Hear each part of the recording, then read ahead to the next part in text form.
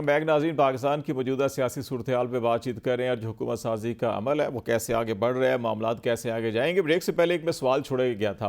काई साहब, आपसे मैं पहले राय ले लेता हूँ कि क्या एक बार हमें तमाम सियासी जमातों को बैठ कर ये तय नहीं कर लेना चाहिए कि इसमें जो भी हो, इलेक्शन कमीशन है या कोई और है या सियासी जमात है, तयन किया जाए कि ये बार बार हम आवाम के मैंडेट पे जो शब खून मारते हैं, कभी पीएस पार्टी को नुकसान होता है, कभी नून लीग को होता है, कभी आपको होता है, तो इसका एटलीस्ट एक दफ़ा तो जो इसके मुजरिम है उनको किसी जगह पे हम किसी मकाम पर पहुंचाएं ताकि उनका शायद हाथ रुक जाए। वरना आप बारी बारी सारे जेलों में भी जाएंगे, बारी बारी सारा आपका मैंडेट भी चोरी होता रहेगा, तो आप कोई गट्ठे बैठ के कोई फैसला नहीं कर सकते।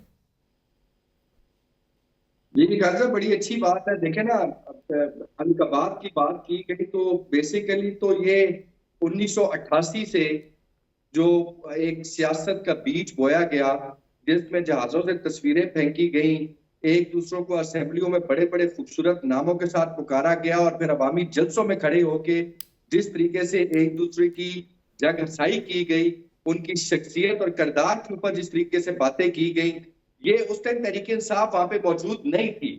नहीं नहीं, तहरीक ये काई साहब इंसाफ एक ने चीज़ मैं 2014 का भी मैं आप सिर्फ एक चीज़ ऐड करना चाह रहा हूँ, मुआवजा चाह रहा हूँ कता कलामी की। ये 88 से नहीं, ये 1960-65 से हुआ था जब मोहतरमा फातिमा जिन्ना के खिलाफ गद्दारी के फतवे दिए गए थे और बहुत कुछ कहा गया था। वो हम नहीं बोल सकते, हमें। Exactly my point. फिर दूसरी बात ये है कि क्या 1988 और उसके बाद तंजीमें नहीं बनी जो कि एक एक्सट्रीमिस्ट विंग की तंजीमें थी, और उन पार्टियों की उनको कौन सी पार्टियां उनकी सरबराही कर रही थी और कौन उनकी सरपरस्ती कर रही थी, ये सब कुछ रिकॉर्ड का हिस्सा है।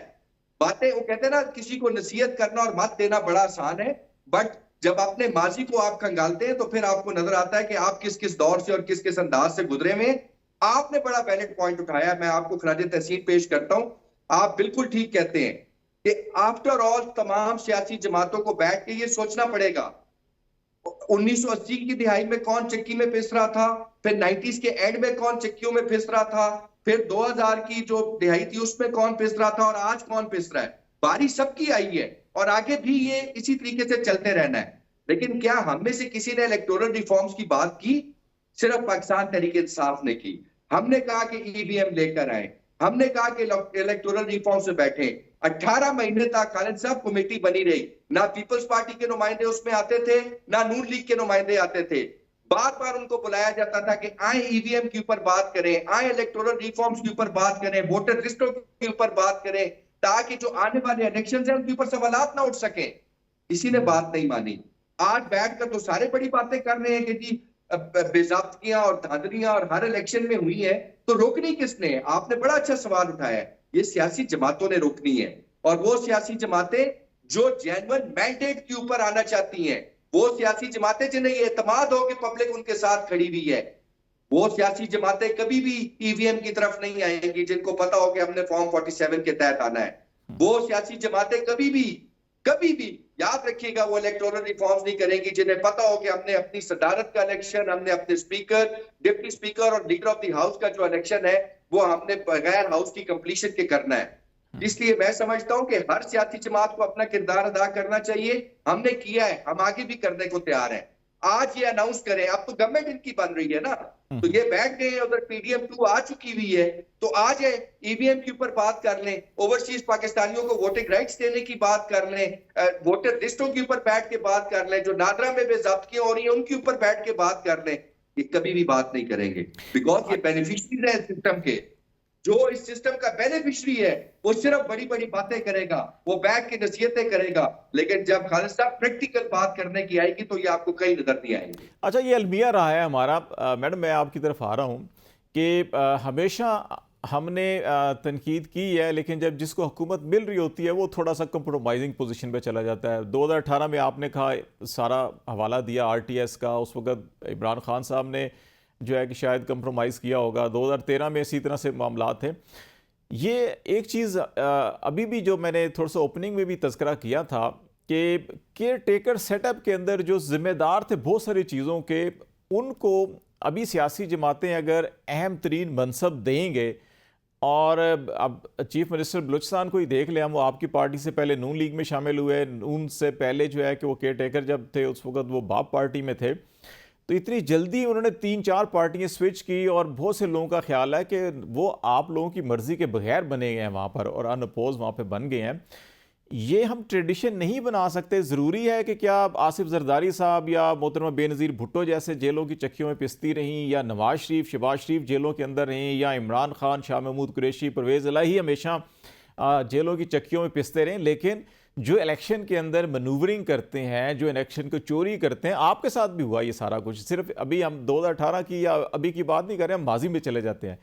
एक दफ़ा तो कुछ तय कर लेना चाहिए कि अच्छा ये कौन करता है, अवाम के हक पे डाका मारता है, ज़रा उसको भी एक दफ़ा उस मुकाम तक ले जाएं, ज़रा उसको भी एहसास हो कि इसका नतीजा क्या होता है, क्या तकलीफ होती है, इससे अगर गुरेज किया जाए तो क्या फ़ायदा होता है मुल्क को। देखिए, बड़ी जिद्दोजहद के बाद हमने पॉलिटिकल स्पेस गेन की। सदर मुमलिकत साहब आसिफ अली जरदारी साहब ने वो 5 साल फिनोमेना ये था कि अगर मेरी बात जी आवाज आ जी जी, ये सैर कामरान साहब कमेंट्स कर रही हैं, इसके बाद कर लीजिएगा कायद साहब। उन्होंने अपनी 5 साल मुद्दत मुकम्मल की। हमने 2008 में जब हुकूमत बनाई तो नून लीग को भी हमने उसमें शामिल किया।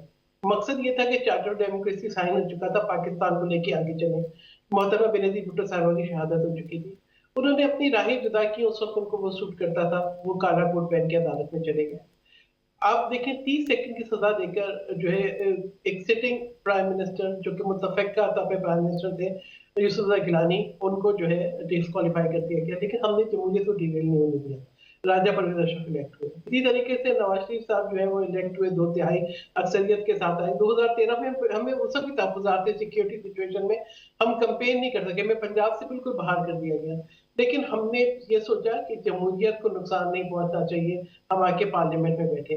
उस वक्त फिर नवाज शरीफ साहब के 2014 में इमरान खान साहब ने शुरू किया, 35 पंक्चर बाद में कहा नहीं जी वो सियासी बयान था। फिर 2014 का धरना, फिर 2014 के धरने के बाद जो भी पाकिस्तान के अंदर एक चैलेंजिंग सिचुएशन रही, फिर जो है एपीएस का अफसोसनाक वाकया, और उसके बाद 2018 का इलेक्शन नवाज शरीफ साहब को भी डिस्क्वालीफाई कर दिया गया। उसके बाद उन्होंने भी कोशिश की कि चले जो है शायद खान अब्बासी को प्राइम मिनिस्टर बनाए, असेंबली अपनी मुद्दत पूरी करे। फिर इमरान खान साहब का वक्त आया, उन्होंने क्या किया, उन्होंने ये सोच लिया कि किसी से बात नहीं करनी, बिल्कुल कोई सियासी कैदी नहीं होना चाहिए, किसी पे जबर नहीं होना चाहिए। क्या इमरान खान साहब माफी मांगेंगे उस तकरीर की जो उन्होंने न्यूयॉर्क में की? वो जो उनके जुमले थे कि लोगों को उन्होंने चौक पे फांसी पे टांगना था। क्या जो है जिस तरीके से फरियाल तारपुर साहिबा को ईद की रात जेल मैनुअल की खिलाफ वर्जी करते हुए रात के 12 बजे जो है वो हॉस्पिटल से जेल मुंतकिल किया गया। अच्छा, इस पे तो शायद सारी सियासी जमातें आ जाएंगी। एक मिनट अच्छा एक मिनट नहीं, मैं जरा इस बात पे आसिफ अली जरदारी को ईद की नमाज नहीं पढ़ने दी, उनको बच्चों से मिलने नहीं दिया मैं गया, आपसे एग्री कर रहा हूँ, रखने के लिए रेफ्रिजरेटर नहीं मैं दिया। आपसे एग्री कर रहा हूँ, मैं बिल्कुल एग्री कर रहा हूँ, 100% एग्री कर रहा हूँ। जो पॉलिटिकल स्पेस हमने गेन की थी, इन्होंने कहा कि मेरा तो मैनिफेस्टो आर्मी के उस पे चलता है। इन्होंने जो है तमाम जो पार्लियामेंट है वो ऑर्डिनेंसेस से चलाई, इन्होंने जो है वो यूज करके जो है वही अपनी जो उनकी एक उनको सपोर्ट थी, उन्होंने पार्लियामेंट को होस्टेज बना दिया। उन्होंने ये तक किया कि अभी भी आप ये देखें कि फॉर्मर डीजी आईएसआई उनके टिकट पे इलेक्शन लड़के जो है मेंबर बन जाता है।